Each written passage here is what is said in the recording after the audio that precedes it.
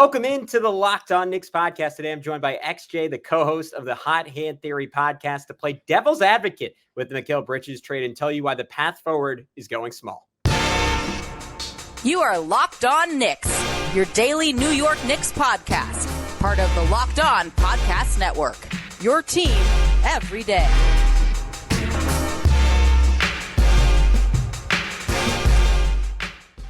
You are Locked On Knicks, your daily New York Knicks podcast. And a reminder that today's episode is brought to you by FanDuel. Make every moment more as the playoffs wind down. The sports stop sporting like we want them to. But this summer, FanDuel is hooking up all customers with a boost or a bonus daily. That's right. There's something for everyone every day all summer long.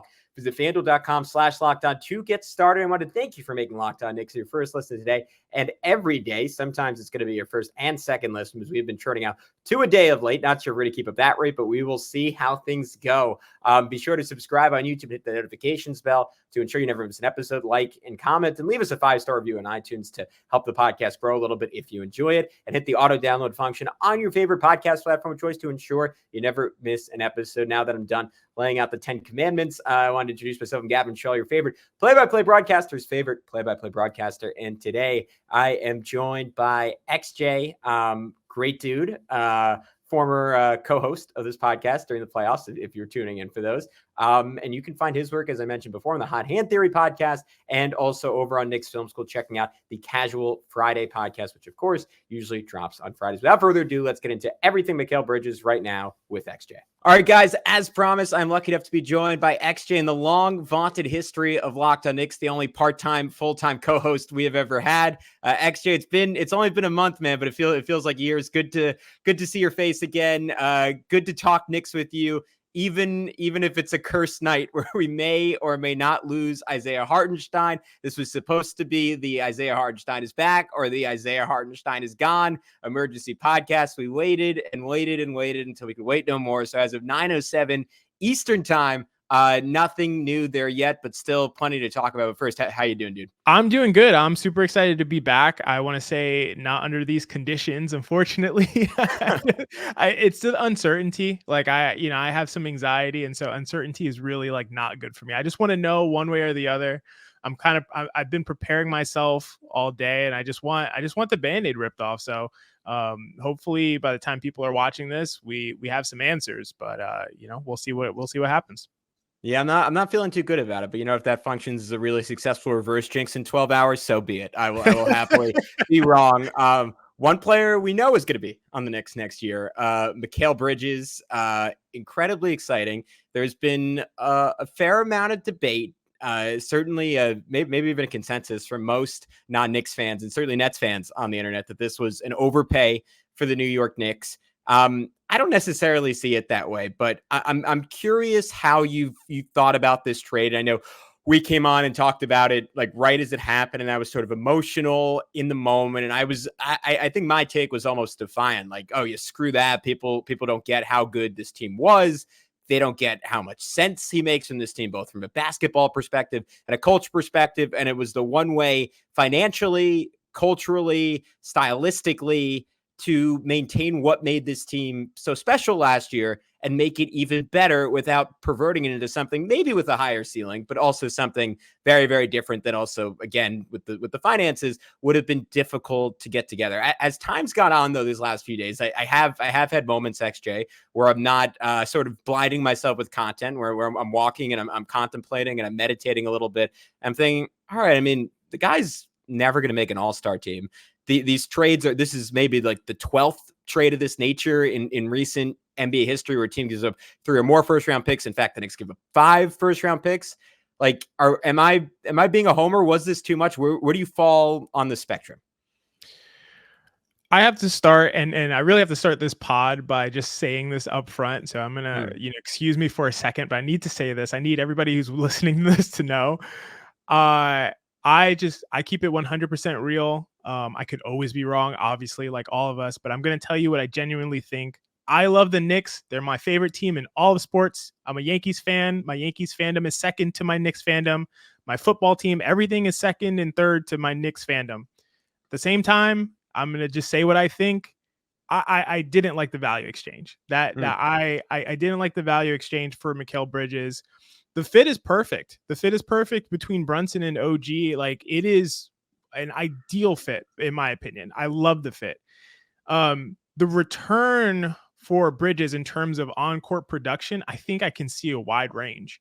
And that range is probably going to depend on the way that they deploy Mikal Bridges and they go through various lineup constructions with him in them. Part of Bridges' value is not the ceiling that he hits, but his flexibility or his versatility, which allows the Knicks to have this insane flexibility with lineups. You can play him at the 2, you can play him at the 3, you could potentially play him at the small ball 4 sometimes. He can guard, 1 through 4 at times, depending on who the matchup is. He's always going to be a plus additive player, no matter who's on the court. If he has to be a secondary creator, a tertiary creator, he can be excellent at that. Just that versatility adds so much value. It's like in baseball, if anybody watches baseball still, having a guy who can play the infield, who can play the outfield, who can catch it if necessary, like that adds so much value just by being able to do all of that and fill all of those roles. At the same time, that's a ton of picks, and I don't really foresee Bridges' usage kind of being in this idealized scope. I kind of feel like he's going to be pigeonholed into this 2-3 situation. And I don't imagine he's going to play with Dante DiVincenzo a ton. And I think he should. So I don't know. It really depends on how they deploy him. He is a flawless fit. He's a player who, like OG, really flawlessly fits on any team. I just think his ceiling is not at the level, for instance, defensively. I see him compared to OG defensively. That's both are amazing defenders. That's like comparing, Tyler Hero as a 3-point shooter to Steph Curry. Like both are excellent, but there are significant level differences. But he's awesome on ball, and you can deploy him in ways to get the most out of him. And it really depends on how they use him and how, we'll see. Pretty much we see the roster kind of being built out, but yeah, I have some questions. I don't love the value exchange. I love Bridges on the team, absolutely, and that's kind of where I'm at. I think my concern is this trade returning appropriate value. First of all, it's contingent on the Knicks winning a championship, right? If this leads to a championship, it doesn't matter if Mikal's only putting up 16 points a game and playing, I don't know, like just sub all NBA level defense. It's fine. If you win the championship, you win the championship. And that's obviously the bet that the Knicks are making here. But I do think it's too contingent on him hitting the best version of himself in every way. Like having the creation and the shot making that we saw in that 27 game stretch or so that he was on Brooklyn after the Kevin Durant trade, where my roommate, who is a big Nets fan, and sometimes I think gets just as we do on the Knicks, gets a little ahead of his skis. But he was talking about, right now, like I wouldn't trade Mikal for KD straight up. Like give me the 26-year-old who's an incredible defender, who's putting up, he was putting up like 26 points per game, 55% from the field, like 37% from 3. Like he looked like a two-way Paul George-esque monster for about 30 games. And you said, all right, this is someone who's going to make 5 all-star teams all throughout his prime. And that was a total steal for the Nets. And if he had kept that level of play up through last season, like, I don't think there would be any question. Like, I don't think the Knicks would have been able to give up enough for that level of guy. And instead, last year was far and away the most inefficient season of his career. His defense has inarguably taken a step back, and that's like a really fascinating question to me. Is that something you can turn on and off? Like I think about it the same way I think about it with DeJounte Murray going over to the Pelicans now, where he's going to play a little bit of a smaller role and have a little bit of a less offensive load on him. Like, can you turn the clock back and like Mikal like finish second in for defensive player of the year 3 years ago? And at that point, like maybe I think I agree with you. OG, just because of his strength, has a different ceiling than Mikal does, and his rim protection, and nothing really changes that. But there was a time, perception wise, Mikal was maybe even considered the better defender of the two of them. And if he could marry that with the efficiency and the volume he had that second run on the Nets, with the willingness and the flexibility showed on the Suns, like that version of Mikal Bridges, I think you would put the Knicks right there with the Celtics. I just kind of question, are you going to hit all those three things at once? But then I think the broader scope, which I'm curious on getting your perspective on, if not this move, then what was the move? And I think Zach Lowe did a good job highlighting this in his column. Like, you go through the rest of the league and you say, all right, Joel Embiid, especially with the Sixers, presumably adding Paul George, probably not going to be available super soon. Karl Anthony Towns, like not really an ideal fit in any way, even if he's a quote unquote greater talent than Mikal Bridges.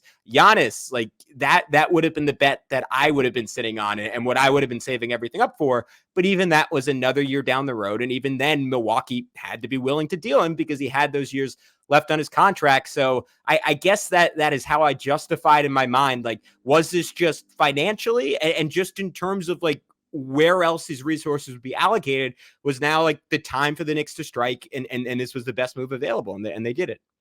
All right, guys, we're going to be back with X2 in just a sec to tell you how the New York Knicks can maximize Mikal Bridges and this roster going forward. I love sports. I love them so much, I never want them to stop. But as the playoffs wind down, we get fewer games, and the sports aren't sportsing like I want them to. But FanDuel lets me keep the sports going whenever I want. All I have to do is open the app and dream up bets anytime I'm in the mood. And this summer, FanDuel is hooking up all customers with a boost or bonus daily. That's right. There's something for everyone every day, all summer long. So head over to FanDuel.com/LockedOn and start making the most of your summer by placing a bet on the New York Knicks to win the Eastern Conference Finals. Currently at plus 420 odds. The Celtics are heavy favorites. So lay some money down on your New York Knicks at FanDuel.com/LockedOn. FanDuel, official sports betting partner of Major League Baseball. So before I answer that, I got to say, I wasn't one of the people who thought Mikal Bridges was comparable to OG Anunoby defensively. So at no point did I think that. Gotcha. That's just my analysis. But I would say, so I think you're right. There weren't these big moves out there. I was really excited about the potential of going in a Paul George direction if that was ever something that was possible. I just think Paul George is effectively Mikal Bridges, but just a little better at like everything. Yeah. So I think the ceiling that you could potentially reach with a guy who is just like Mikal Bridges, but also like a souped up Mikal Bridges, that is like really something that's intriguing to me. And I think that's a direction I would have considered despite the age difference. Paul George, 34 years old. Paul George just had one of the best seasons of his career, in my opinion. He shot 41% from three, 45% on catch and shoot threes. His defense was really, really good still, better than Mikal's was last year, although obviously we're hoping to see the Mikal Bridges of, defensively of the Phoenix Suns time period. I think it's okay. To me, I think it's okay to make this value trade-off. The problem is that, and this is gonna, again, I made my statement about keeping it real and just giving my opinion. The problem to me is that you're kind of squeezing him into this place where you have Randall there too. And I would be more happy about acquiring Mikal Bridges if you were also sending Randall out to get someone else who fit a little better. So I could imagine something like, obviously this wouldn't have been able to happen given what we saw with OKC and the Bulls making a trade, but swapping out a Julius Randle for an Alex Caruso and someone else who can create a little bit, maybe off the bench, although that gives you less, kind of like elite creation abilities. I think that gives you on the net a better synergistic team that works better together and that could hit higher highs. So I think the fact that it's Mikal, bring in Mikal, squeeze him at the 2, next to OG and next to Randall and next to a 5 who's not going to be able to shoot in all likelihood unless the Knicks pull off like a Jalen Smith or something like that. That's where it's like that doesn't fit extremely perfectly to me. So I think you send Randall out, you bring in someone like an Alex Caruso, or maybe you somehow acquire a stretch 5 or something like that where the spacing's a little better.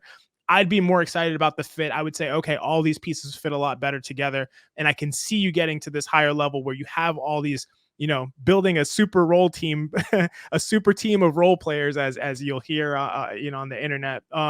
That would have excited me a little bit more. So I think the fit is what is concerning, not because Mikal doesn't fit. Mikal fits anywhere, but I think squeezing him in at the 2, pushing Dante out of the starting lineup, all of those things, you're affecting the spacing. Mikal's not the shooter that Dante is. He's kind of settled in at around 38-39% catch and shoot 3-point shooter, which is excellent, but not elite. So yeah, I think to me, it's okay to get Bridges. It's not ideal that was the final move that they made, I think. Yeah, I think you are making me feel and understand things that I felt kind of deep inside, but have sort of been afraid to acknowledge myself. And to your point, none of that is saying that Mikal's not going to be fantastic as the Knicks, and none of it's even saying that the Knicks might not win a champion. Again, they we said it a bunch when we were doing the pod together. They played like the best team in the NBA, and with this essentially the same team, maybe sans Hartenstein, but you're not in, I still, even with everything Hartenstein brings to the table, I think you are arguably in a better place with Mikal Bridges than you are with Isaiah Hartenstein, assuming Mitchell Robinson is healthy, which maybe is doing a lot of work. But at the same time, like I don't know if it was the practical move. I would be more excited today if Paul George was on this team than if Mikal Bridges was on this team, especially like when you now take into account that he's going to end up on the Sixers and all like that. Again, I don't think that's official at time of recording, but seems like an inevitability. And I think I understand why it would be hard to justify for the Knicks, just because everyone else on this team is in their 20s and you are really shortening your window, even if I think PG is going to age pretty well and be a useful player for the next 3 years. And you can make a case even 2 years from now, like a diminished version of him might be pretty much the same guy that Mikal Bridges is, because Paul George is just that much stronger, that much more athletic, that much more of like a natural scorer and shot creator. And even if Bridges, again, like culturally is probably a little bit better, like he is just not the volume shooter, creator, defender that George is. And if this is the quote unquote all in move, maybe it just makes sense to go all in and say, hey, we, instead of maximizing Jalen Brunson's next 5 years, we are going to maximize his next 2 years. And I kind of have the same questions about Randall, because to me, like the power of having Bridges and Anunoby are that they're your 3 and 4, and they're not going to be your 3 and 4 right now. And this was something I can't remember. I sent this over to you rundown. I sent you, but it's something I want to talk about tomorrow, but we can get into it right now. Like, I do wonder, like, does this team work if you go small ball and you say, we're going to be closing these playoff games without a center, and it's going to be Brunson, DiVincenzo, Bridges, Anunoby, Randall, because that's how you get the power of that 3-4. And you kind of trust that OG Anunoby, even though he's never really done this in a high volume way in his career, can be the type of rim protector that a Draymond Green is, which is a lot to ask, even though OG is 2 inches taller, because Draymond is like a historical freak of nature in his ability to protect the rim at his size. And it is going to be a tricky thing for Anunoby. But when I visualize this team playing the Celtics in the Eastern Conference Finals with my head, and it's game 7, there's 4 minutes left, that's the lineup I'm having on the floor. I'm not having Mitchell Robinson out on the floor. I want that flexibility. I want that shooting. And to me, that is the way this works, even if it's really only a lineup that sees heavy volume and heavy action in the playoffs. I 100% agree with you. And I think that lineup needs to just be part of the lineups that Tibbs runs out there on a regular basis. I don't think that can be let's keep it in reserve for, and I know you weren't saying this, let's keep it in reserve for game 7 of the Eastern Conference Final. And like, we'll see if this has to be a lineup that is consistently played night in and night out for you to get the most out of Mikal Bridges. In my opinion, that's the fact that he's so versatile, and you have OG Anunoby, another one of the most versatile defenders in the NBA. You have to maximize them. You have to put them in positions, that are unique, that they are uniquely equipped to be able to handle at a high level. And it allows you to take advantage of what they bring on the other end, way more than you would have if they were a step down defensively. So I totally agree. I think you have to have that 3-4-5 construction at various points in terms of Mikal Bridges, OG Anunoby, Julius Randle, whoever's the 5. I think it is OG is the one that's going to be doing some version of rim protection. I don't know what that might look like, but on the other end, offensively, it gives you so much. It gives you so much, especially if you have Dante and Brunson out there spacing. That I don't see how that lineup can be stopped offensively. And so I just believe that you have to run them out there. And I hope they're sharing the court together for 15, 20 minutes a night, honestly. Like, I just really want to be able to see that be a regular part of what the Knicks deploy. And to be honest, I'm not confident that we will. And that's a concern of mine.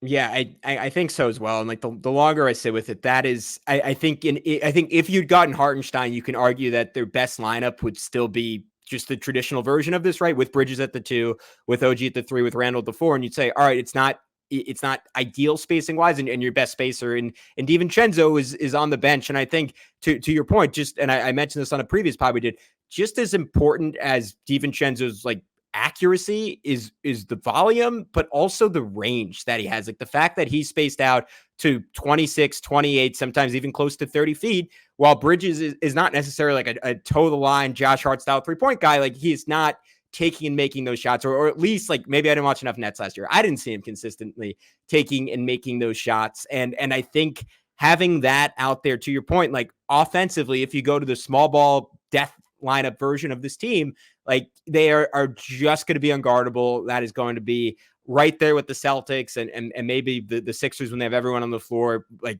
for the best offensive lineup in all basketball this year. And I don't think there are clear answers. I think the only thing you can really do is hope to outscore the Knicks. And you know what? Like, good luck with that, with OG Anunoby, Mikal Bridges on the floor. And you can even have versions of that where Randall's off and Josh Hart is in. Your defense gets even better. You're that much tougher. You're that much more switchable. Like, I think that is the way to go.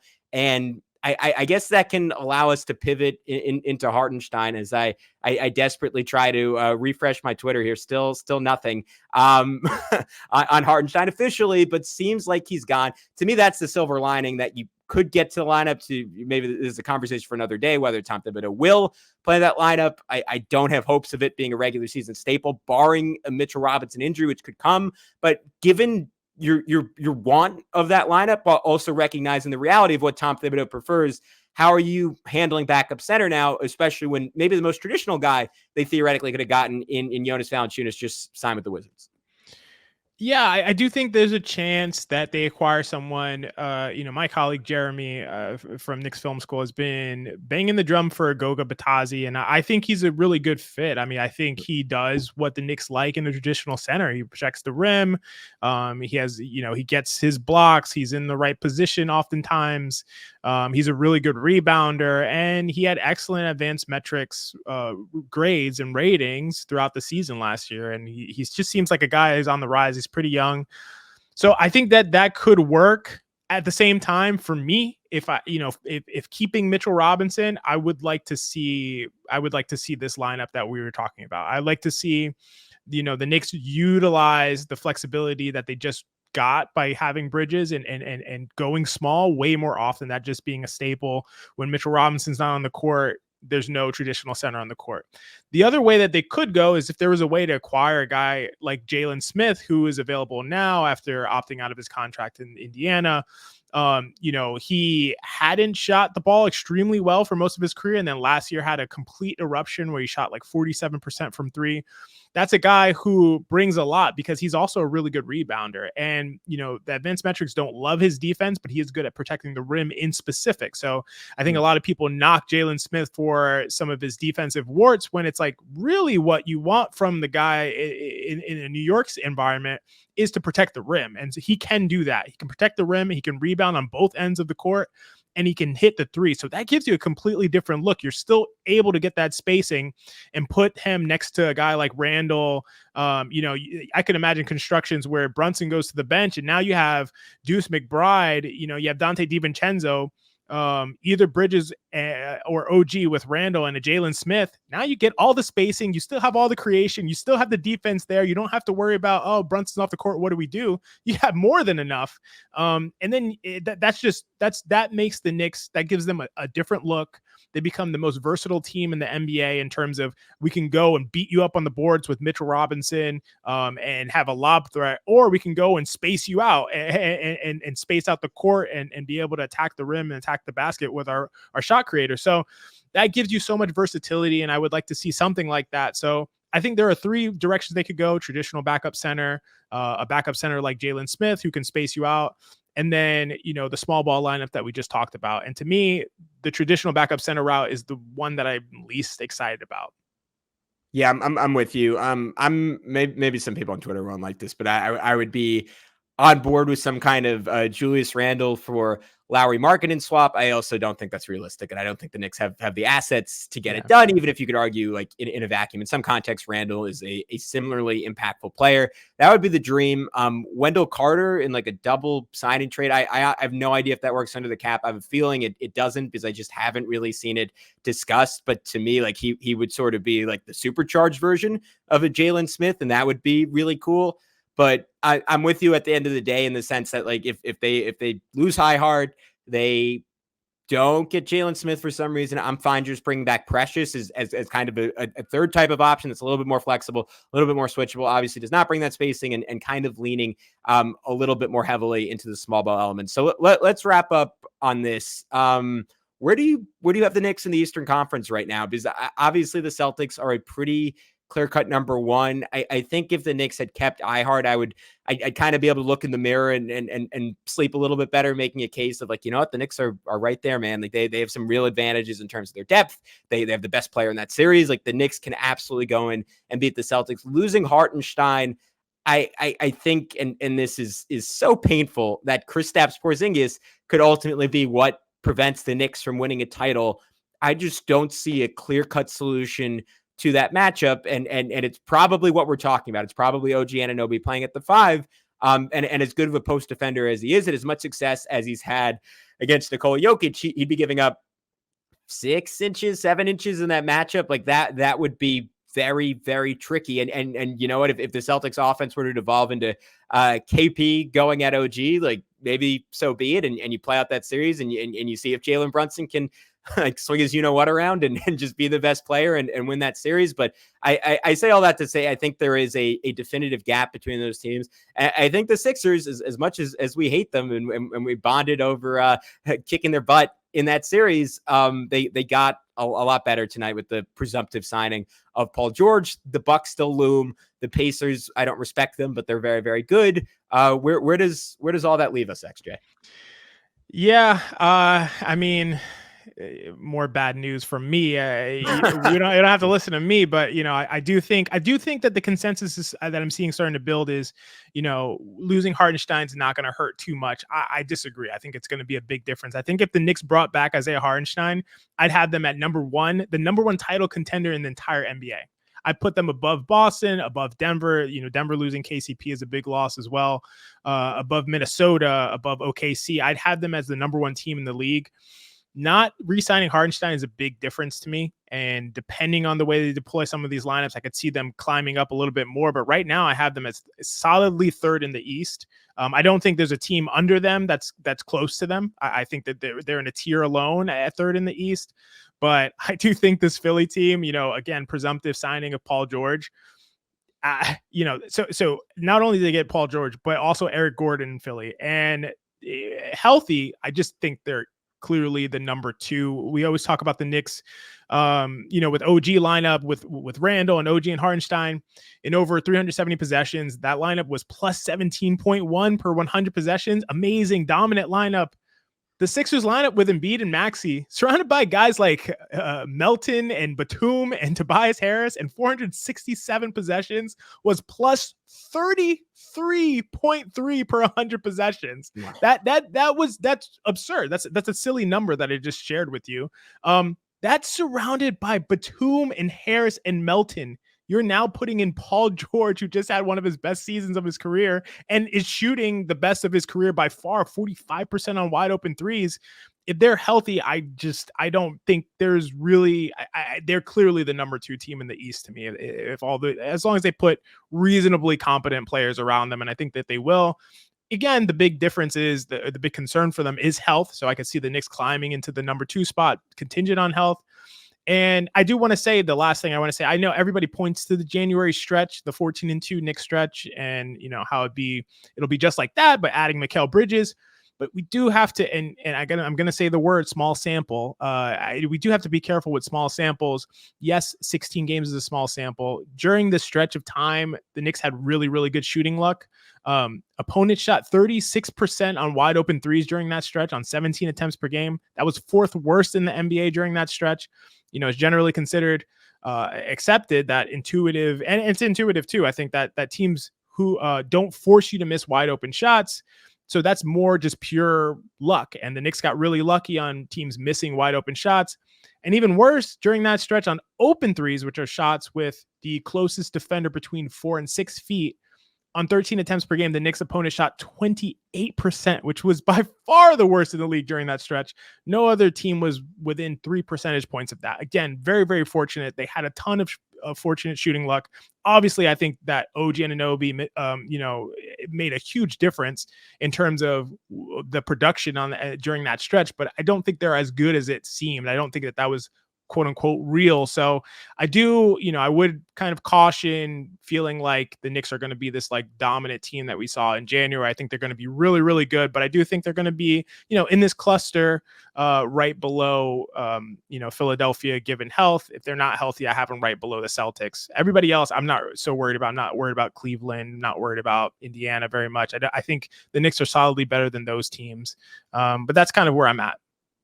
Yeah, I think it's totally fair. I do think the one upshot of keeping Mitch instead of IHart is you do have someone who has a really good track record against Joel Embiid, and outside of picking up some silly fouls, like even playing hampered, did an excellent job in that matchup. And if you do get that series in the East Finals, East semis, like that is at least a little bit of a solution where pretty much every other team in the league, like that is just an auto double team every single time. And Maxey and Paul George playing out of that, to keep it short, barbecue chicken. Like they are going to be, to your point, health contingent, just a ridiculously good regular season team. And that sucks. And it's scary. And you're almost banking like on maybe Joel Embiid having already peaked a little bit, but I don't really see that happening this year because he's only so reliant on his athleticism, just hyper skilled, so big, incredible footwork, a whiner, a cheat, an occasionally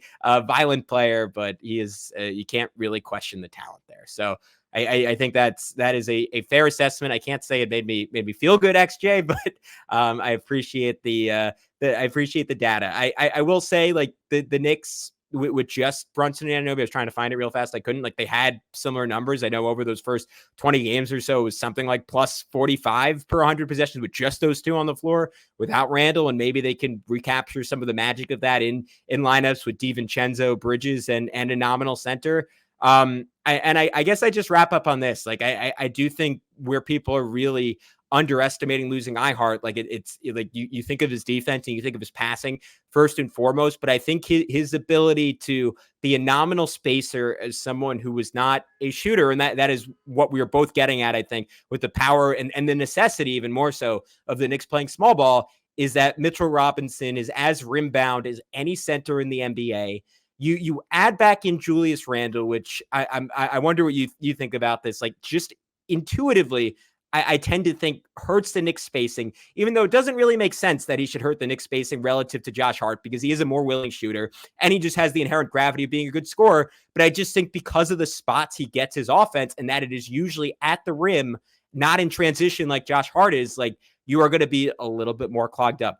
Jalen, even though he's going to have less on his shoulders, like the shots that he does get to might even be a little bit harder to find, even though Mikal Bridges is obviously such a weapon. And I'm wondering if in the early parts of the year, it just looks a little clunky where you have four guys, especially in OG, after getting that contract, highest paid guy on the team, he's going to want to keep up what he did in his last healthy game of the season, right? He's going to want to be a scoring option.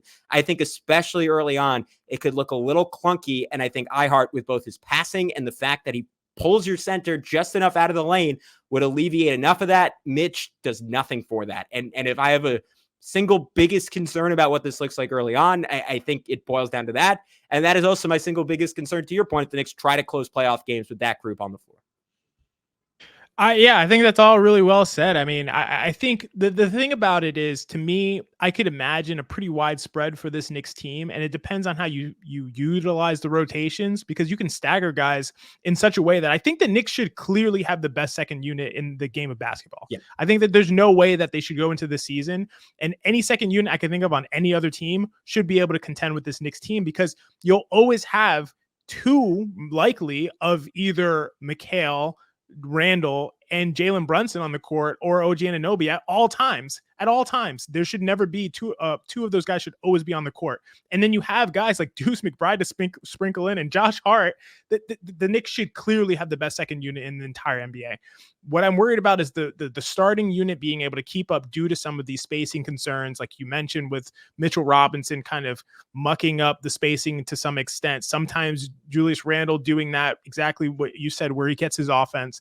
something that's really nice. And, I've said a lot of maybe negative things so far, but a really good thing is that when I was mentioning about some of those lineups, some of those 5-man lineups, the second best 5-man lineup with over 300 possessions played last year was the Knicks lineup. But it's probably not the Knicks lineup you would think. I don't know if you could. Do you want to give a guess, Gavin, to what lineup was plus 33.1 per 100 possessions for the Knicks last year? Wow. I know I put you on the spot. Yeah. So 300 minutes, 300 possessions. So 300 probably possessions. Like around. Yeah. Okay, I'll say Brunson, DiVincenzo, Hart, OG, Hartenstein. Almost exactly right. It's not OG. It's Deuce McBride. Wow. So that lineup with the Knicks with Deuce McBride in there at the 2, Josh Hart as the 4, and 331 possessions was plus 33.1 per 100 possessions. Completely ridiculous offensive production. I'm not even going to say the number. It's just absurd. So I think, and that's with the guy, that's the 3 guys that I just mentioned in that lineup are coming off your bench. McBride, DiVincenzo, and Josh Hart are all coming off your bench. And that was part of one of the best lineups in the entire sport. So I think that second unit should completely dominate, and that's where the Knicks will run away with a bunch of games. I think they'll win a bunch of blowouts because, the Stars will keep things close, and then the second unit will come in and run it up by like 15, 20 points. So, I think there's a lot to be optimistic about, a lot to be positive about. I just think at the highest ceiling, they're still going to be fall a little bit short of that Boston, Philadelphia kind of hierarchy. Well, XJ, I rarely say this. I hope you're wrong. I fear you're not, but we'll see how it all plays out. Before I let you go, buddy, I think people know at this point, but just in case, can you tell everyone where they can find all your great work? Yeah, appreciate it, Gavin. I appreciate being on Locked On as always. I love coming on here and chopping it up with you. You can find me at Hot Hand Theory. It's a podcast that I do with my buddy Jeff. We break down stuff from an analytical perspective. In the Knicks Film School podcast, everybody knows about Knicks Film School. We do a show called Casual Friday with my buddies Mensa and Sean, and you can catch that on Fridays during the regular season and sometimes during the postseason as well. So appreciate it. All right. Appreciate talking to you, man. It's always a blast. And we'll talk to you all very soon. A special guest coming on tomorrow, 9:45 a.m. recording time. So I fear we will have 2 waiting on a Isaiah Hartenstein podcast. But until then, he's XJ. I'm Gavin. We'll talk to you soon on Locked On Knicks, Knicks Film School, and the Hot Hand Theory.